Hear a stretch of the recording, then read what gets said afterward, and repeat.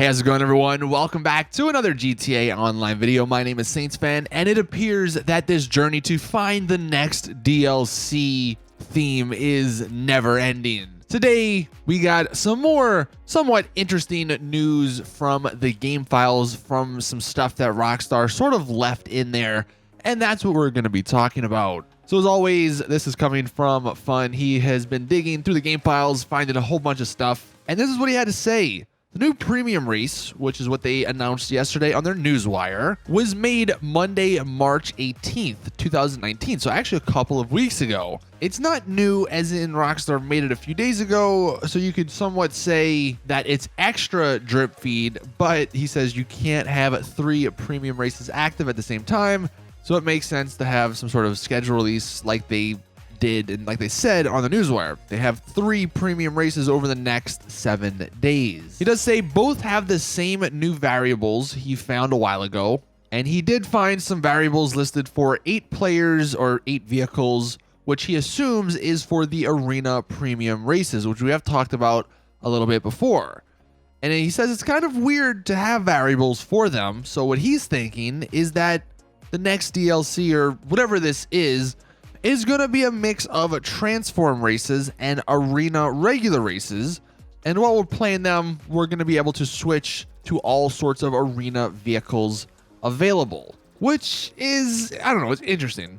But then the other part about this, he says he went back to take a look at those arena premium texts that are found in the game files. And interestingly enough, it's called Arena Premium Event rather than Arena Premium Races. And this is some of the stuff that he found in the game files. So these are some of the texts that you would see if you were to play any of these modes, when they're available.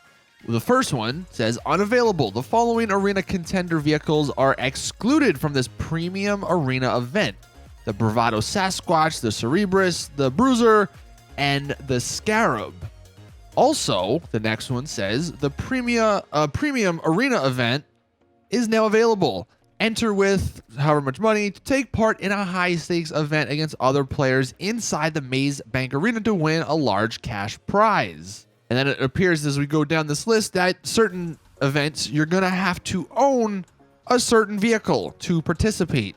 And then the final one, unavailable. Purchase a personal vehicle that can be modified in your arena workshop to enter a premium arena event. And then to wrap this up, he says some of those texts aren't that much of a big deal, like requiring a specific vehicle to participate or needing money. However, the one that mentions specific vehicles being excluded is interesting, and also the text that says unlocked, like it is going to require a specific rank to participate. With all that being said, the first thing I do just want to point out, because I'm sure maybe some people are thinking it, whatever the next DLC is, it might not solely be revolving around what we've been talking about, what's found in the game files, like these arena premium events. That could just be somewhat of a secondary thing in the DLC, or it could be the main thing, but there could be a lot of other things. So I think if people are going to be upset that this could be the next DLC, that it's kind of sounding underwhelming, I would just wait until we do know more, because again, this is just stuff that Rockstar have put in the game files. We're just going off of that, and that doesn't necessarily equate to 100% of what we're going to be getting in the next DLC. But it does sort of make sense if this April DLC is somewhat of a mix between transform races and arena premium events or something like that, just because that's kind of the last 2 things Rockstar have made into the game. And arena premium events sound kind of cool if they did it correctly, and I think it definitely makes more sense to call them events rather than races, just because most of the things that happen in the arena are events, not necessarily races. Some of those lines, though, that we saw, one did mention that perhaps you needed to be a certain level. Maybe this is what Rockstar does to get people to level up their arena rank. The arena rank, whatever it's called. If you're like many people, myself included, you probably haven't ranked that up a whole ton, because it's just, it's crazy how many levels there are. So it's like, what's the point?